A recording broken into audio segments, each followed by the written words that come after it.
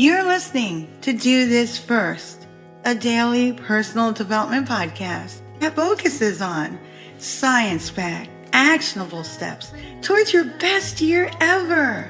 Hi, I'm Santa, your host. Yesterday, we spoke about getting to the next level, outgrowing your circle. This happens often, and a lot of times people feel sad and feel like it's their fault or something else is going on, but really it's part of life. You're going to grow, your products are going to grow, your services are going to grow. Sometimes you're going to grow in a different direction, and the people who supported you before won't support you now. And so when that happens, you need to find your audience, because that means that your products and services or your personal brand or your message now parlays into another audience. And sometimes the audience that you have now will kind of ride with you all the way, but some won't. And when this happens, just know that this is a natural part of life. It happens, and it's just time to move forward, upward and onward. Today we're talking about the keepers. They are the lifeblood of any organization, whether it's a sports team, a brand, or your personal brand, or your message. These are the fans who go above and beyond in their support, showing unwavering loyalty and enthusiasm for the object of their affection, you, and your products, your services, your message, your personal brand. Identifying these devotees can be crucial for success, especially if you offer products, if you offer services, if you have a message that you want to amplify. They are often the ones that will continue to support and promote, even in times of controversy. We've seen this happen so many times, especially in the entertainment world. There are several ways to identify the keepers. One of the first steps is to closely monitor social media and other online platforms for mentions. This is called social listening. The keepers are often very vocal about their love for a product, a service, and when they don't like it too, entertainment, and any other content that they feel aligned with. By keeping an eye on these mentions, you can identify who the most fervent supporters are. Another way to identify the keepers is to look for those who attend events and engage with you in person. The keepers are often the ones who will go out of their way to connect with you in person.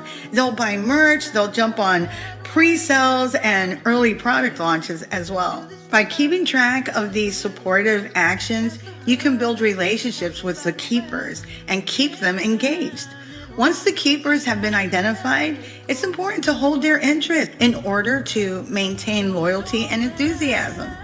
One way to do this is to offer exclusive perks and rewards, such as early access to new products or special discounts. By making your most loyal feel special and appreciated, you'll ensure that they'll continue to support future endeavors. Another way to keep the keepers engaged, pun intended, is to involve them in the decision-making process. I've personally done this. This works. Some of you know that I'm a songwriter and I work on music, and I'm working on some things that I'm going to release like within the next 12 months or so.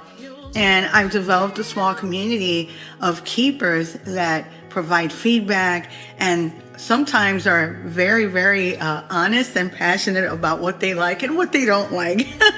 And this really helps you to fine-tune what you should work on even more. So I would encourage everyone to do the same. They're very passionate. They have strong opinions about what they would like to see. And by getting their feedback and involving them in important decisions that you make concerning your product, your services, your brand, the keepers feel like they are valued and they're part of something bigger than themselves. And we kind of touched on this a little bit yesterday.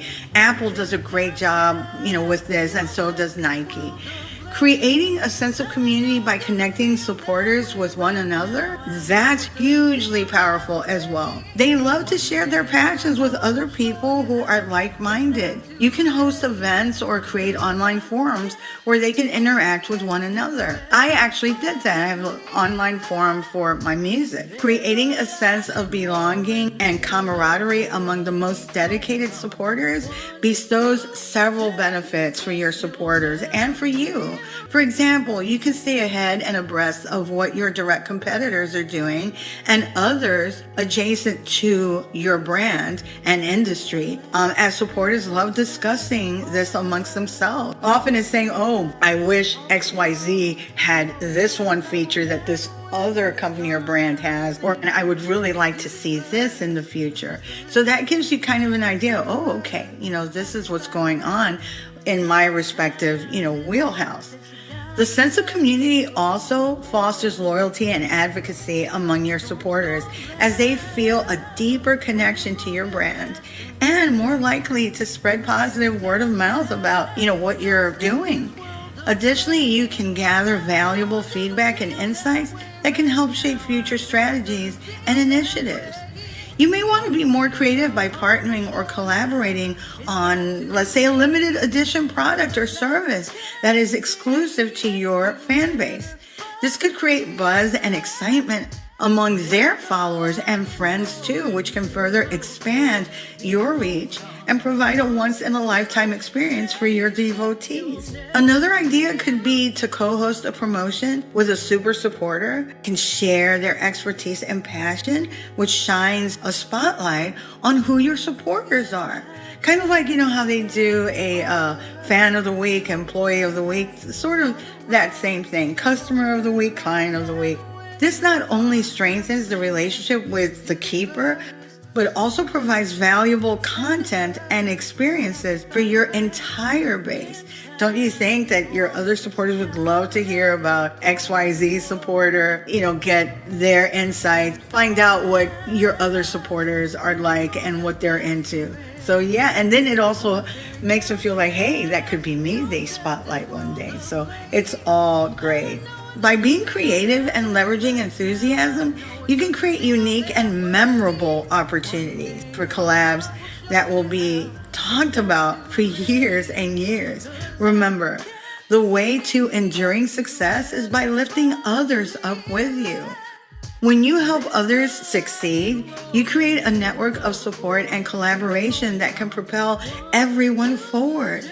By sharing your knowledge, resources, and opportunities with others, you not only strengthen your own position, but you also contribute to the growth and success of those around you. Warren Buffett is a great example of this. Of course, one of the most successful investors in history. Warren Buffett has not only created wealth for himself, but also mentored and supported other investors through his teachings and advice. I am a disciple of Warren Buffett. He is fantastic. I really would love to meet Warren Buffett. He has also pledged to donate the majority of his wealth to causes that he believes in, furthering his legacy of giving back. Consider Instagram, as many have been able to monetize their content through brand partnerships, sponsored posts, and affiliate marketing. Instagram created an infrastructure for individuals to make a living by sharing their passions and interests with a wide audience, often working from anywhere in the world and connecting with followers on a personal level. In the end, many feel true success is not measured by individual achievements, but by the positive impact that we have on others and the collective progress we make together. If you haven't identified any keepers yet on your journey to success, take heart, as it does take time to build brand recognition, trust, and partnership. Craft a clear focus and goal, create solid products, services, and content, and stay consistent. You will absolutely get there. If you like what you're hearing, don't forget to leave a review. Follow and subscribe to my YouTube channel at Do This First. You can also read a full transcript of this podcast episode and all 107 podcast episodes and counting on my blog, dothisfirst.life. You can also sign up for my new weekly newsletter, which will help you get your week started on a positive note, and updates on coaching, books, merch, and my public speaking engagements as they become available are also provided in the newsletter. Till tomorrow. Moving past the rain, moving past the pain, or past the color blue. I see power in you. Has welded down. Look around, they can't